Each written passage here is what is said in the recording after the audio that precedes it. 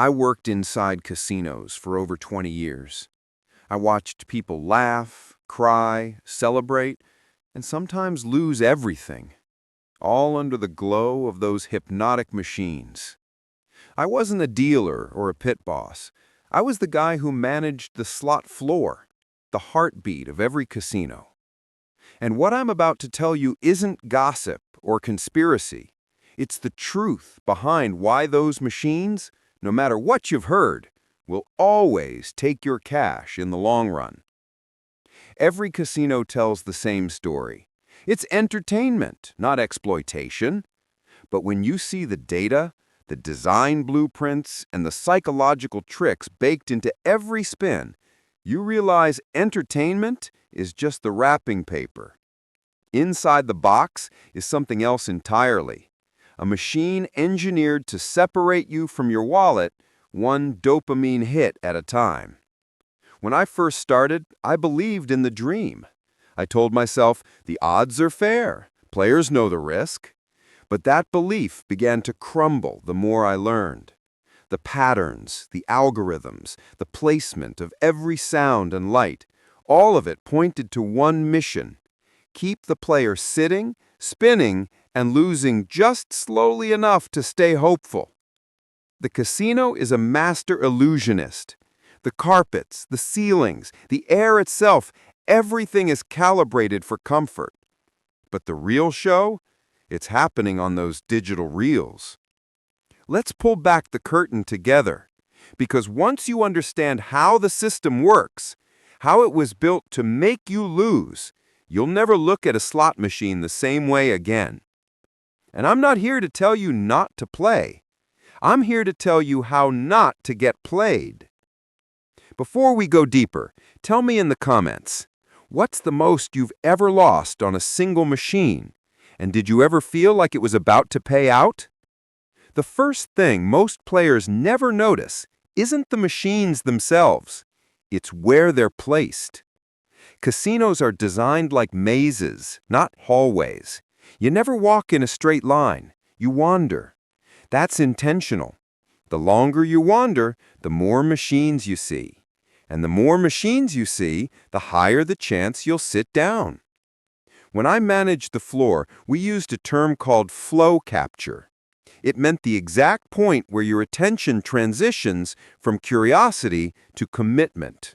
That's where we put the machines that performed the best, the ones with bright themes, frequent mini-wins, and sounds that carried across the floor.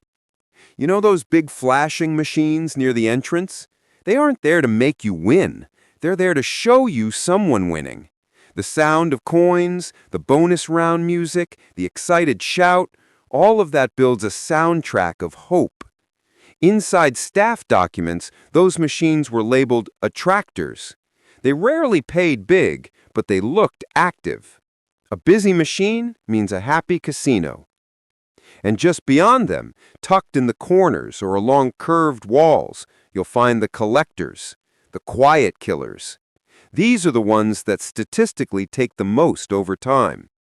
Simple graphics, fewer bonuses, but they run steady, consistent, and endlessly hungry. Every casino's layout is tested like a science lab. Heat maps track player movement. Color psychology guides the carpets, and even the temperature is optimized for alertness. When I realized how deep it went, how much thought was invested in keeping players walking in circles, it stopped feeling like entertainment. It felt like choreography. Because the casino doesn't need you to win, it just needs you to keep playing.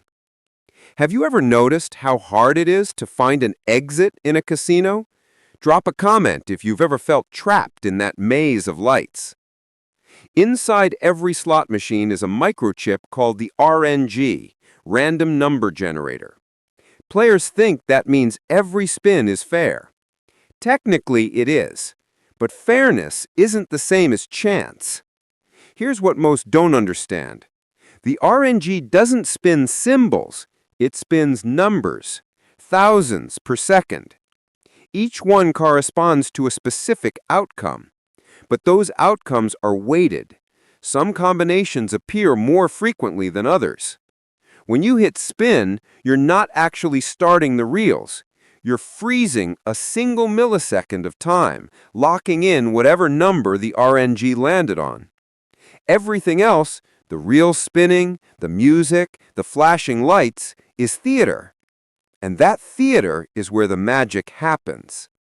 In the late 1990s, I sat in on design meetings with manufacturers. I remember one engineer explaining near-miss programming. It's legal, but morally gray.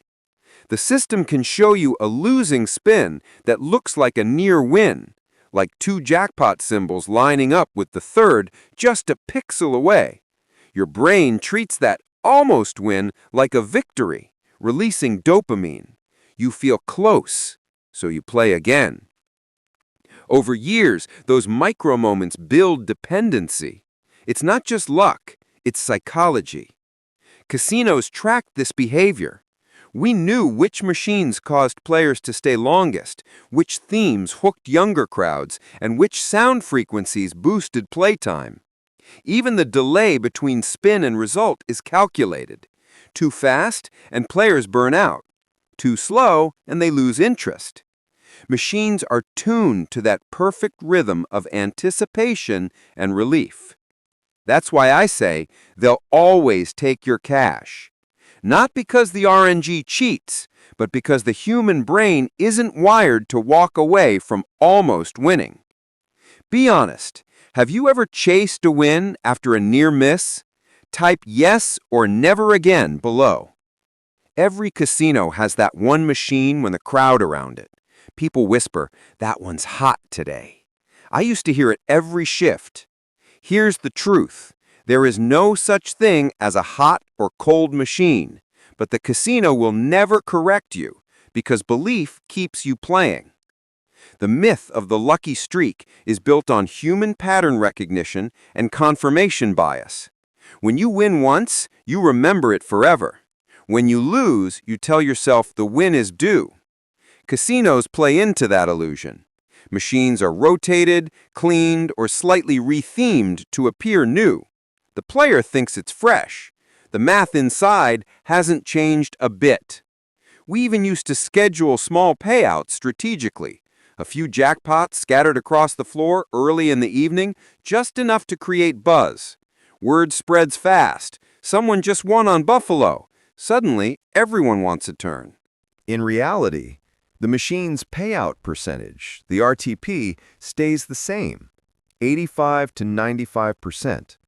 That means for every $100 played, the machine keeps between $5 and $15 every single time. It doesn't sound like much until you multiply that by hundreds of thousands of spins per day.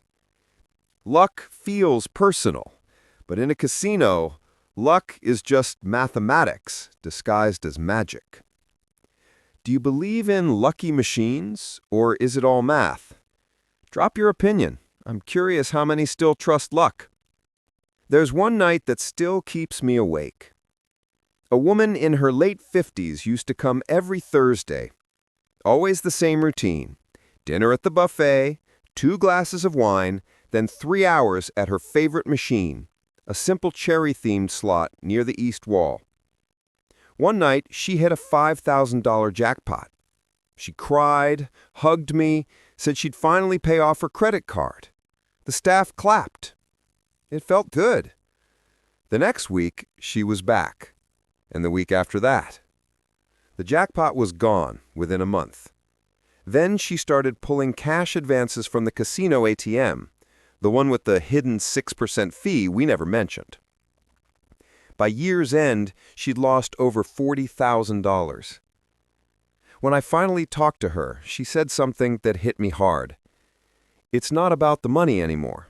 It's about chasing that feeling again. That's when I realized the machines weren't selling wins. They were selling hope. And hope, in the wrong hands, is addictive. A casino never forces you to play. It just makes it nearly impossible to stop. After that night, I started keeping track of the regulars, their patterns, their habits. Many of them didn't play for fun, they played for escape. The lights, the sounds, the rhythm, it drowned out everything else. One evening, I stood behind the security glass, watching the floor, hundreds of people spinning, staring, lost in that digital hypnosis. And I remember thinking, we've built a perfect trap, and they're thanking us for it. That was the night I decided to leave. What's your opinion? Is gambling addiction the player's fault or the casino's design? Let's have a real discussion in the comments. After leaving, I didn't step inside a casino for years. When I finally did, as a customer, it felt different. The noise was louder, the air thicker, the illusion clearer. I knew the tricks now, and I want you to know them too. Here are 5 lessons every player should carry. Lesson 1. Set a clock, not a budget. Casinos love players who say, "I'll only spend $200, because time is what kills discipline. Use your phone timer. When the alarm goes off, walk away, no matter what. Lesson 2. Never play tired or emotional.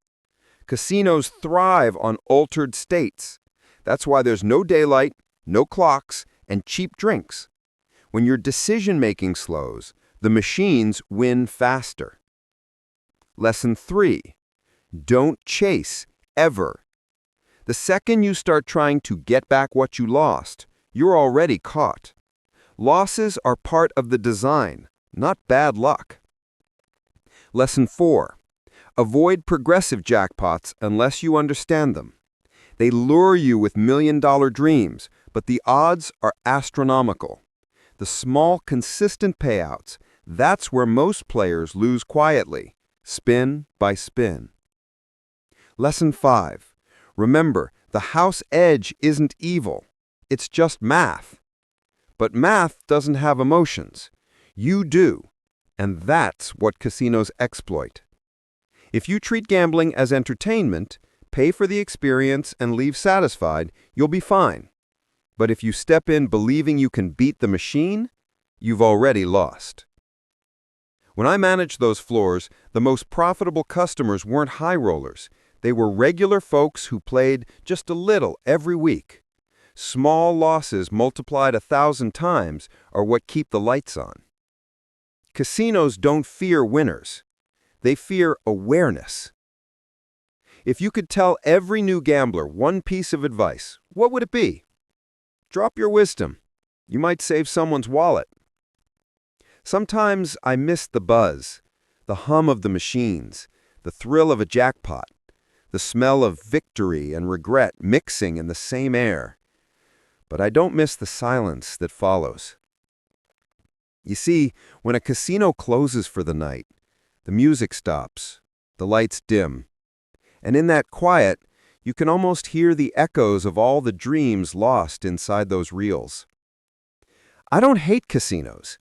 I just wish people saw them for what they really are. Entertainment companies powered by mathematics, psychology, and human vulnerability. There's a reason casinos never go bankrupt, because the system isn't built on chance, it's built on consistency. They know their edge, down to the decimal. But the truth is, it's not a hopeless battle. If you understand the game, you can choose how deep you go. You can still enjoy the lights, the sounds, the thrill, as long as you remember who's writing the script. So next time you walk into a casino, take a deep breath. Look around. Notice the carpets guiding your steps, the machines calling your name, the air that smells just a little too perfect. Now you know why. And maybe, just maybe, that knowledge will be the one thing the casino can't profit from. My name's not important, but my story is real. And if it keeps even one person from losing more than they can afford, then breaking my silence was worth it. What do you think? Should casinos be forced to reveal the real odds on every screen? Let me know below. I read every comment.